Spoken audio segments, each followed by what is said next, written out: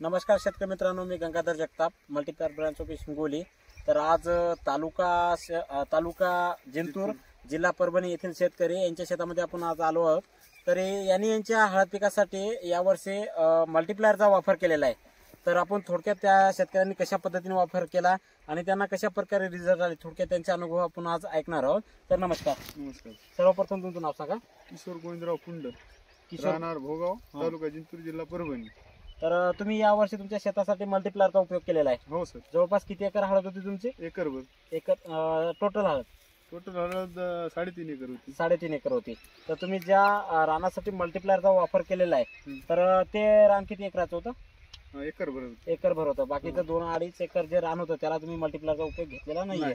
तर जवळपास जिथे तुम्ही मल्टीप्लायर वापरलंय आणि ज्या शेतामध्ये तुम्ही वापरलं नाही त्या दोन्हीमध्ये तुम्हाला काय फरक जाणवला? त्याच्यात चांगलं शेंग चांगली पोकली हा, आणि शेत हे सुपीक झालं असं जमीन। तर तुम्ही मल्टीप्लायर जेव्हा तुमच्या शेतामध्ये वापरलं होतं म्हणजे ड्रीपद्वारे सोडलं होतं त्यावेळेस तुम्हाला तुमच्या पिकामध्ये काय काय फरक जाणवले होते?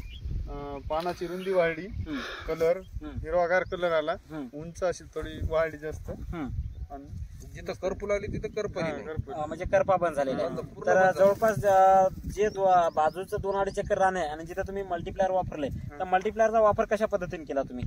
आम्ही महिन्याला 1 किलो भर ड्रिप द्वारे सोडलं। महिन्याला 1 किलो ड्रिप वाटे सोडलं तर पाणी बंद करेपर्यंत त्याचा वापर पाणी केला। बंद करून। तर जवळपास तुम्हाला त्या एका एकरामध्ये किती उत्पन्न झालं आणि जिथं जे 2.5 एकर बाकीचं रान होतं तिथं तुम्हाला किती उत्पन्न झालं? दोन्हीमध्ये काय फरक जाणवला?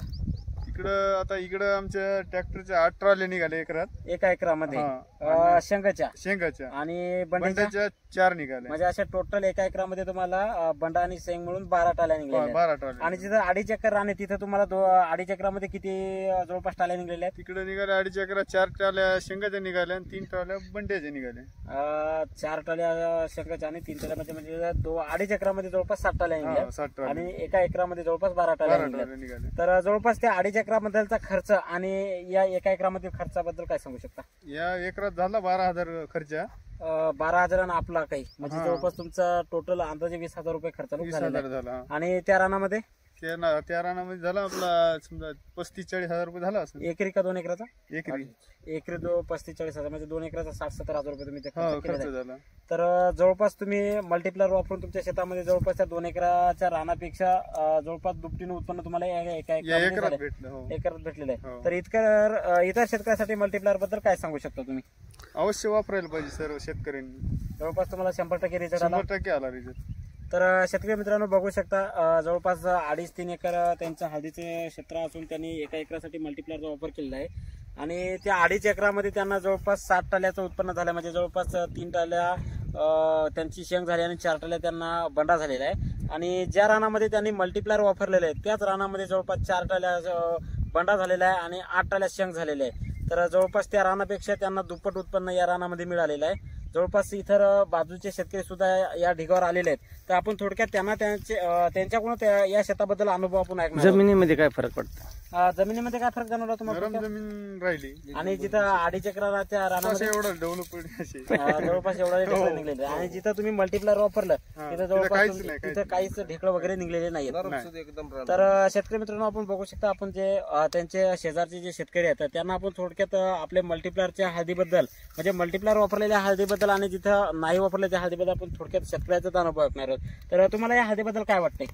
आम्हाला या हळदीबद्दल एक तर शेंग पण पोकली हा आणि रान पण भुसभुशीत राहिले। याला सड नाही, याला बुरशी नाही, याला काहीच रोग नाही, सगळी क्षमता अशी चांगली निघाली। बरं जवळपास तुमच्या हळद असेलच आहेत ना? तर आता त्या हळदीमध्ये आणि या हळदीमध्ये तुमच्या हळदी आणि या हळदीच्या रानामध्ये जवळपास तुमचा धुराचा आहे एक भाऊ किती येईल समजा। पण शेताला शेतात आहे ना ज्या रानामध्ये आज हळद काढलेली आहे त्या शेताच्या शेजारी तुमचा धुराचा आहे। तर तुमच्या हळदीत आणि हळदी तुम्हाला काय फरक जाणवला? आता आपली काढली नाही अजून, हा यायची काढली, आता आपली उद्या काढायची। उद्या काढल्यावर आपल्याला काय रिझल्ट तर येणारच। आम्ही उकरून पण बघितले, यायची काढताना का आम्ही टिकाशीला उकरून बघितले, गड्डा शेंग सारखी सगळी सारखी दिसली, रोग नाही काहीच नाही। आम्ही तर 1 किलो सोडले, ते बी शेवटच्या टेपला सोडले। आणि हे जर मी म्हणतो अगोदर पासून जर असतं तर अजून फरक पडला असता आम्हाला पण। जवळपास तुम्हाला की असं काय वाटतं की मल्टीप्लायर वापरला असतं तर जवळपास तुम्हाला आज जी तुमची समजा हळद आहे त्याच्यापेक्षा काहीतरी उत्पन्न तुम्हाला आणखी 100% वाढलं असतं? तर जवळपास पुढच्या वर्षीपासून सुरुवातीपासून वापर करणार? 100% करणार। तुमची रासायनिक खतामुळे जमीन खराब झाली ना, ते जमीन सुधारण्याचं काम. जमीन सुधारलं म्हणजे तुमचं पीक सुधारलं म्हणजे उत्पन्न वाढलं. आडी चक्कर.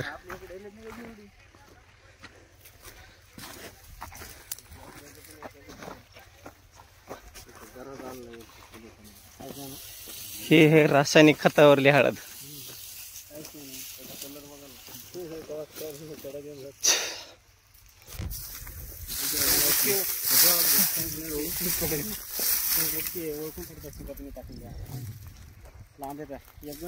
टाकायचं काहीच नाही.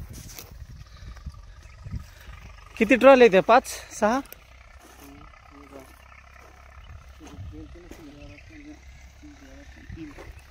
आणि रानामध्ये पण फरक आहे ना? रानामध्ये फरक आहे. राना त्याच्यात ढेकळच जास्त. जास्त चलो, तिकडे एक ढेकूळ पण नाही. एक ढेकूळ नाही तिकडे. नाही, सगळी सपाट झाले रान. हे पाहणं चलता येईल की. याच्यात अंदाजे खर्च किती झाला असेल तुमच्या? दुपटीन झाला म्हणे सर त्याच्यापेक्षा. म्हणजे 2 एकरला 10,000 रुपये झाला, तिकडे 30-35 एकरी. एकरी एकरी 35,000. म्हणजे 17,000 गेले याला. तिथे जवळपास 20,000 रुपये खर्च झाला. आणि हे उत्पन्न निघाले. एकर आहे नी. 70,000 जाऊन हे उत्पन्न निघाले. आणि 20,000 ते तिकडे निघलं होतं.